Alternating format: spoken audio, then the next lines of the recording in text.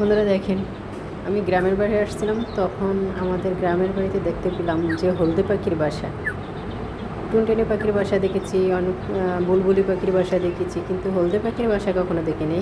বাচ্চাকে খাওয়াচ্ছে, দেখেন দুটি সুন্দর ফুটফুটে বাচ্চা ফুটেছে, চমৎকার দেখতে। এই দেখেন কি সুন্দর বাচ্চা দুটা কিচির মিচির করতেছে মার জন্য, মা দেখে এরকম কাকাই করতেছে। টুনটুনি পাখির বাসাও আছে অনেকগুলা, এবং গাছের মগডালে আছে একটা ডাহুকের বাসা। ডাহুকে অনেকগুলো মুরগির বাচ্চার মতো সাপ ফুটেছে, বাচ্চা ফুটেছে আর কি। দেখেন কি সুন্দর বাচ্চা। এগুলো টুনটুনি পাখির বাসা, আরও আছে টুনটুনি পাখির বাসা।